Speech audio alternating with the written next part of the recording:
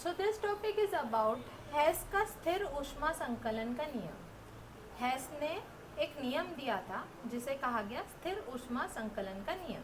अगर आपने अभी तक सब्सक्राइब नहीं किया, सबसे पहले please subscribe the channel and will start. क्या किसी भी रासायनिक अभिक्रिया में ऊष्मा परिवर्तन अर्थात ऊष्मा के अवशोषण या उत्सर्जन की मात्रा समान रहती है।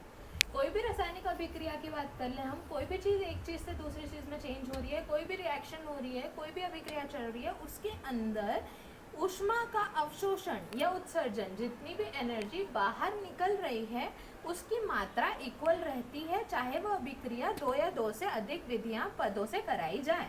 फॉर एग्जाम्पल, अगर हमें ए से बी बनाना है तो ए से बी बनने में भी जो एनर्जी निकलेगी वो Q1 निकलेगी, या फिर ए से सी बना के फिर हमने बी बनाया तो वो जो दोनों एनर्जी निकलेगी उन दोनों का सम करने पे ये इक्वल आएगा। मतलब या तो सीधे एक स्टेप में बना लो तो भी उतनी ही एनर्जी निकलेगी, या दो स्टेप में बनाएंगे तो उन दो स्टेप की एनर्जी को प्लस करने के बाद वही एनर्जी निकलेगी। तो इससे हमें क्या पता चला? इससे हमें ये पता चला कि एनर्जी जो भी निकल रही है वो किसी भी पथ पर, किसी भी पाथ पर डिपेंड नहीं करेगी, वो किसी भी चीज़ों पे डिपेंड नहीं करेगी। वो किस चीज़ पे डिपेंड करेगी? सिर्फ प्रारंभिक और अंतिम अवस्थाओं पे। प्रारंभिक अवस्था से लेके अंतिम अवस्था के बीच में जितना डिफरेंस होगा उसी को हम क्या बोलेंगे? उसी को हम ऊष्मा का निकलना बोलेंगे। जितनी ऊष्मा निकलेगी उतनी ही निकलेगी। फॉर एग्जाम्पल, कार्बन का हमने रिएक्शन करवाया ऑक्सीजन के साथ तो क्या बना? कार्बन डाइऑक्साइड बना। ठीक है, कार्बन डाइऑक्साइड बनने में एनर्जी कितनी निकली? 94.3 किलो कैलोरी। ठीक है, बट यहाँ पर टोटल क्या थी? 94.3 किलो कैलोरी निकली। ठीक है, फॉर एग्जाम्पल अगर हमने ये लिया कि यहाँ पे हमने दो अलग अलग तरह की रिएक्शंस ली, दो अलग अलग तरह की रिएक्शंस में क्या किया? पहले कार्बन मोनोऑक्साइड बनाया, फिर कार्बन डाइऑक्साइड बनाया। ठीक है, कार्बन में एक ऑक्सीजन मिला के कार्बन मोनोऑक्साइड बनाया, दूसरी स्टेप में कार्बन में एक ऑक्सीजन और मिला के कार्बन डाइऑक्साइड बना दिया। इस वाली प्रोसेस में एनर्जी निकली फर्स्ट स्टेप में 26 किलो कैलोरी, सेकेंड स्टेप में 68 किलो कैलोरी, जो कि इनको दोनों को प्लस करने पे आता है 94 किलो कैलोरीज। तो एनर्जी इक्वल निकलती है। अब यहाँ पे आपको दिख रहा होगा 0.3 का डिफरेंस है, यहाँ पे 94 एंड 94.3 है।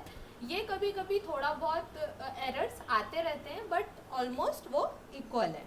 अब इसके अनुपयोगों की बात कर लेते हैं कि इस चीज़ का उपयोग हमने कहाँ पर किया। हम संभवन ऊर्जा ज्ञात करने के लिए कर सकते हैं। कैसे?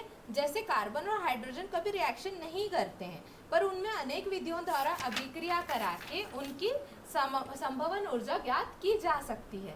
मतलब क्या हुआ कि कार्बन और हाइड्रोजन की नॉर्मली ऊर्जा हमें नहीं पता पड़ रही थी, पर हम क्या करेंगे? उनकी अलग अलग तरीके से रिएक्शन करा देंगे। अलग अलग तरीके से रिएक्शन करवा देंगे तो क्या होगा? जैसे कार्बन से और हाइड्रोजन को डायरेक्टली ना बना के कोई तीसरा प्रोडक्ट बना के फिर वो कार्बन हाइड्रोजन का प्रोडक्ट बना लेते हैं और फिर उसकी एनर्जी प्लस करके कार्बन और हाइड्रोजन की एनर्जी हम निकाल लेंगे। जैसे सी से CO बनाने की, कार्बन से कार्बन मोनोऑक्साइड बनाने पर ऊर्जा परिवर्तन ज्ञात किया जा सकता है। कार्बन से कार्बन मोनोऑक्साइड बनाने पे भी ऊर्जा परिवर्तन ज्ञात किया जा सकता है, जैसे हमने देखा।